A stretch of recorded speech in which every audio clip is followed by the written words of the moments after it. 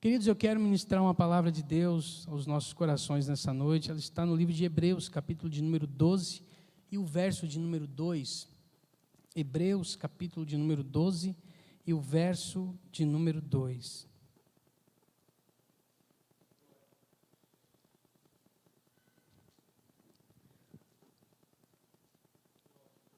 Amém? A minha tradução é a nova tradução, e ela diz assim, Hebreus 12 e 2, diz assim: conservemos os nossos olhos fixos em Jesus, pois é por meio dele que a nossa fé começa, e é ele quem aperfeiçoa.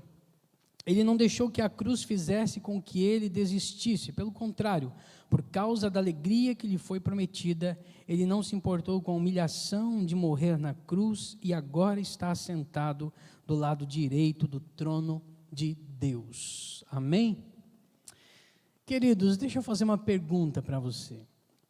E é uma pergunta que já tem praticamente uma resposta. E a pergunta é: quem nunca passou por um dia mau? Quem nunca passou por uma dificuldade? Eu acredito que é uma pergunta que a resposta a gente já conhece. Todos nós passamos por um dia de dificuldade. Todos nós passamos por um dia de turbulência, um dia de luta. Todos nós, muitas vezes, somos assombrados por esses dias. Mas a verdade é que a palavra de Deus, ela nos ensina que o dia mau, ele faz parte da nossa vida. Ele deve fazer parte da nossa vida.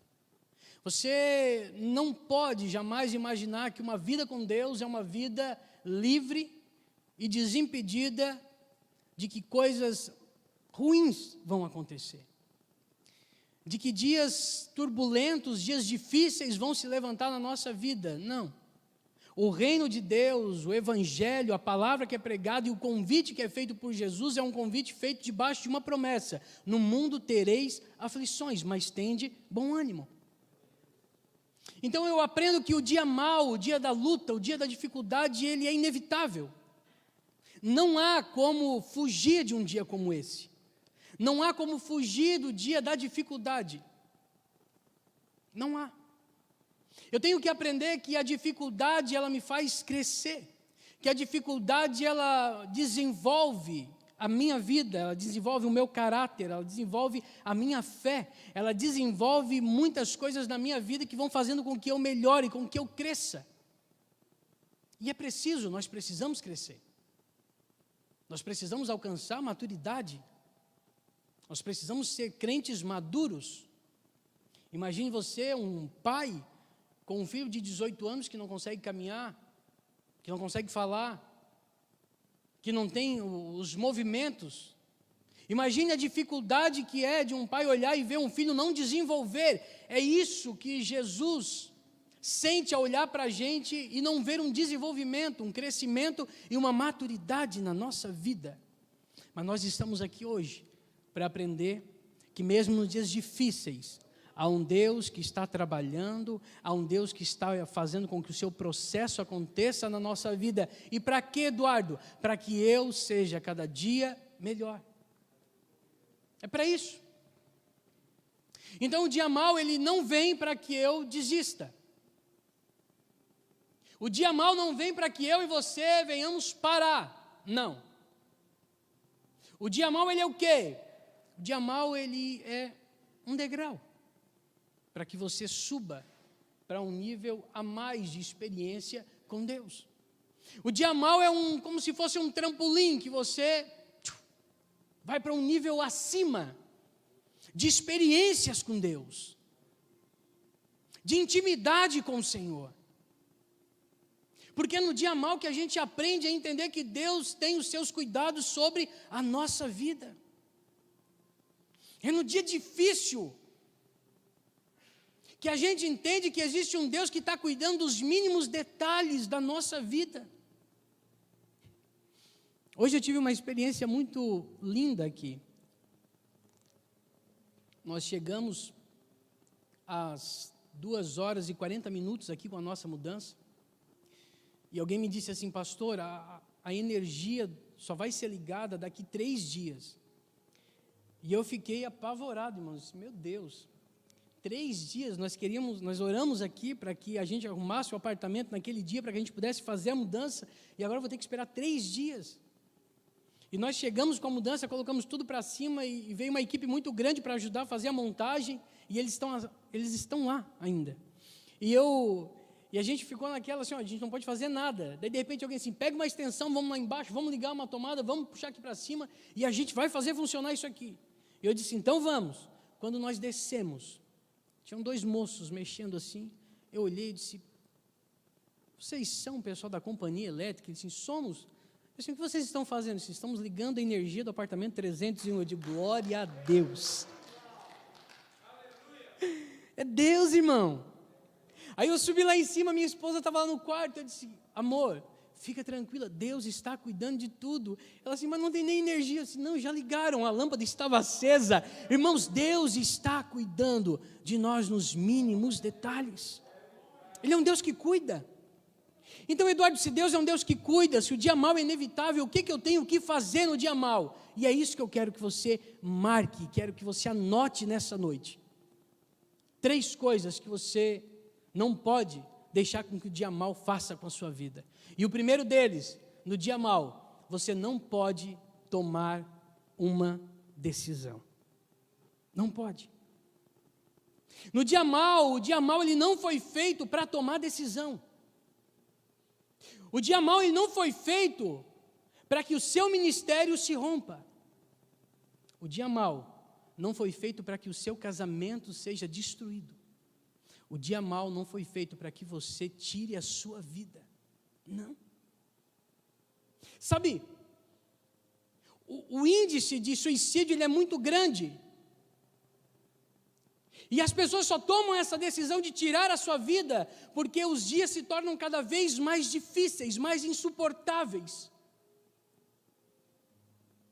São pessoas que levantam pela manhã e não têm a esperança de que o dia vai ser melhor.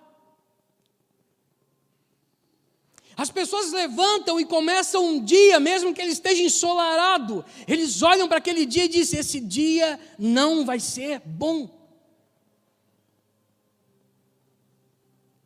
Não há alegria, não há esperança. E nesse dia, a maioria das pessoas toma uma decisão, a decisão de tirar as suas vidas.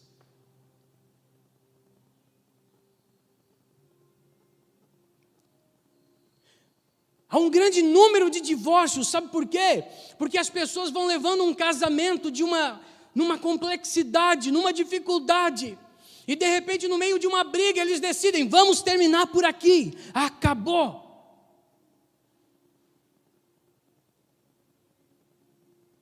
São pessoas que têm um chamado ministerial, foram chamados por Deus, foram ungidos por Deus, mas por causa das intempéries do dia a dia, da dificuldade do dia a dia, eles decidem terminar com o seu ministério. Eles decidem destruir o seu ministério, acabar com o seu ministério. Mas eu estou aqui para falar para você nessa noite, que no dia mau não é dia de você tomar uma decisão. Não é. Eduardo, o que eu faço no dia mau? No dia mau é dia de você considerar. É dia de você ponderar. O dia mau é o dia de você fazer aquilo que Jesus falou. Entra no teu quarto. Vai para o secreto. Vai buscar o teu Deus. E o teu Deus, que te ouve no secreto, Ele vai te responder. Teu Deus, que está lá no secreto.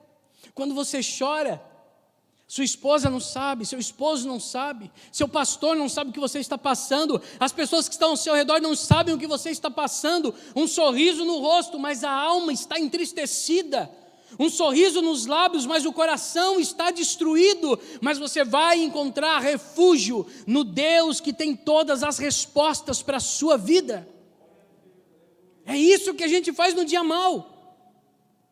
No dia mau a gente corre para aquele que tem o poder de mudar a nossa história. Amém? Isso é que eu tenho que fazer no dia mau. Então a primeira coisa que eu aprendo é que no dia mau é o dia de eu não tomar decisões. Não tome. Está difícil? Ore. Está difícil? Espere. Está difícil? Vai aos pés do Senhor, mas não tome uma decisão. Não tome. Não acabe com a sua vida, não acabe com o seu ministério, não destrua a sua família no dia mau. No dia mau, busque ao Senhor. Você precisa fazer isso. Eu preciso fazer isso. Segunda coisa é que eu não posso deixar com que o dia mau faça comigo. Eu tenho que aprender que o dia mau, ele não me define. O dia mau não me define.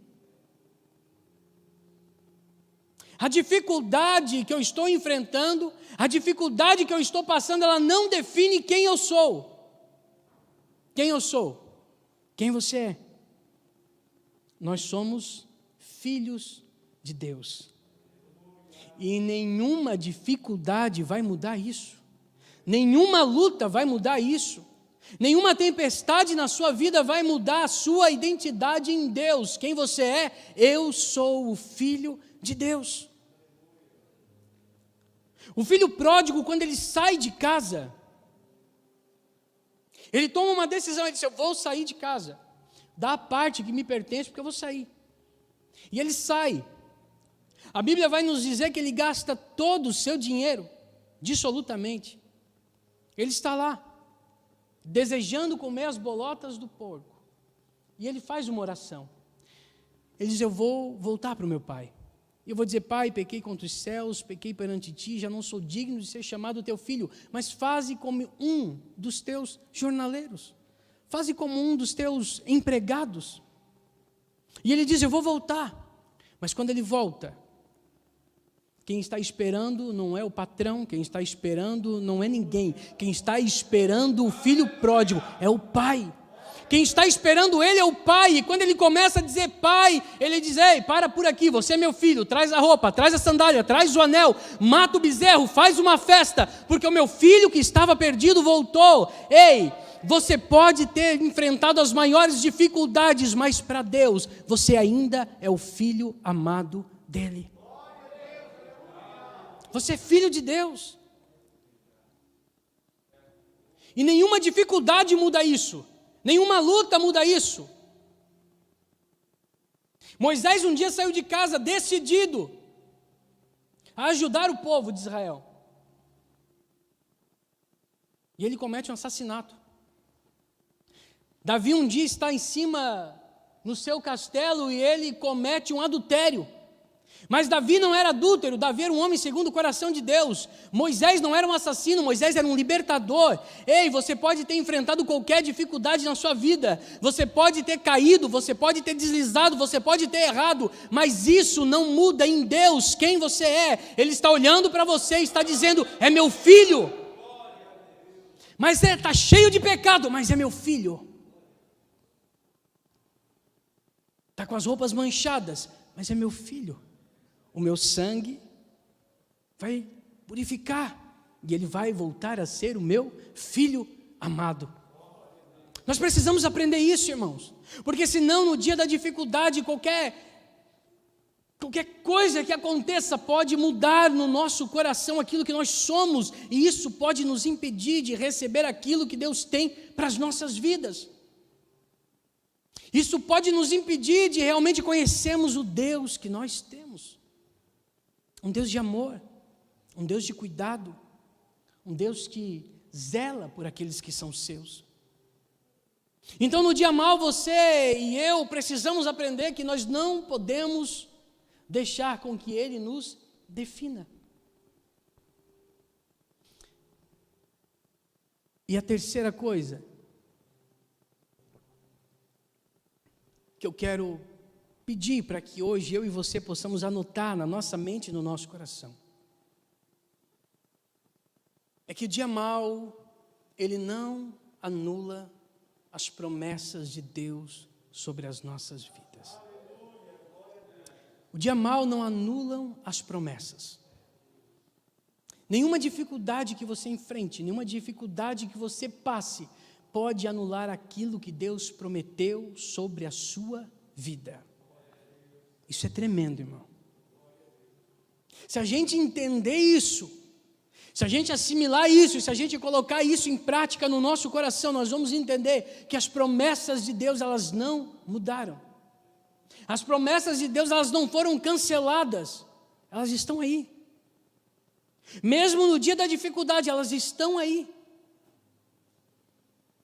Sabe o que eu acho lindo em Jesus? E o texto vai nos trazer esse resumo. É porque Jesus era o Filho de Deus. Quando Ele estava operando milagres, quando Ele estava curando os enfermos, Ele diz isso: o Pai me enviou. O Pai me enviou. Eu estou aqui em nome do meu Pai, eu estou fazendo o que eu faço por causa do meu Pai. Mas quando Ele entra no processo da crucifixão, quando Ele entra nos últimos dias, pronto para ser crucificado, Ele está perante Pilatos, Ele está perante os homens que estão entregando, Ele está perante os homens que estão, pendurando o seu corpo no madeiro, e Ele diz: Pai, Pai. Ele entende que aquele processo, aquele momento era necessário para que a vitória da cruz fosse alcançada. As promessas que o Senhor fez sobre Jesus, dizendo: você vai morrer, você vai ressuscitar, e você vai comprar um povo, ela não mudou, elas não mudaram. Ele estava fazendo milagre, ele estava acreditando naquilo que Deus tinha falado, mas ele estava pendurado no madeiro, e ele estava acreditando naquilo que Deus tinha falado. Deixa eu dizer uma coisa para você, deixa eu refrescar a sua memória em relação às promessas de Deus. O que Deus prometeu para a sua vida? O que Deus prometeu para a sua família? O que Deus prometeu para o seu esposo, que às vezes nem está aqui?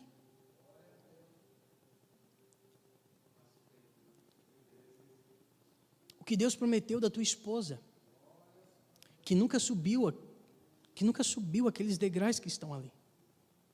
O que Deus prometeu sobre a tua família, que quem sabe nunca veio assentar-se em umas cadeiras como essa? Qual foi a promessa que Deus fez? Irmão Eduardo, a promessa que Deus fez é que o meu esposo seria uma bênção, e hoje ele é. Não, mas não desista. Não desista. Mas já fazem 18 anos, fique tranquilo. Algumas pessoas levaram 38 anos para receber a sua bênção. Algumas pessoas levaram um pouco mais. Você vai receber a bênção que Deus prometeu sobre a sua vida. Você vai receber aquilo que Ele prometeu. Mas você não pode deixar com que o dia mau anule essa promessa que está no seu coração. A sua esposa vai ser uma bênção? Vai. O seu esposo vai ser uma bênção? Vai. A sua família vai ser uma bênção? Vai. Nós cremos que daqui a pouco eles estarão aqui, nessas cadeiras, levantando as mãos conosco, adorando a Deus conosco. Mas o que eu preciso fazer? Não desacredite nas promessas. Não desacredite. Confie. Mesmo em meio às dificuldades, confie que a promessa está lá, é a palavra de Deus. Irmãos, não tem nada mais firme do que a palavra de Deus. Nada. Não existe nada mais poderoso do que a palavra de Deus. Se a palavra de Deus foi liberada sobre a sua vida, se a palavra de Deus foi liberada sobre a sua família, descansa o teu coração. Descansa o teu coração. Se a palavra de Deus foi lançada, é uma semente que está germinando lá dentro da sua casa. E Deus está mudando. Deus está trabalhando lá dentro da sua casa, lá dentro da sua família. Você pode não estar vendo, o processo pode estar sendo doloroso, o processo pode estar sendo demorado, mas as promessas foram lançadas, as palavras foram lançadas. Deus está enriquecendo para que daqui a pouco você comece a ver os brotos das primeiras bênçãos que Deus tem sobre a sua vida. Daqui a pouco você vai ver a sua família subindo aqueles degraus. Fique tranquilo, daqui a pouco você vai ver o seu filho aqui no ministério de louvor. Daqui a pouco você vai ver a sua esposa no ministério feminino. Daqui a pouco você vai ver os seus filhos no ministério Kids. Eu creio, porque a palavra de Deus foi lançada, e quando ela é lançada, não existe nada que impeça que ela aconteça.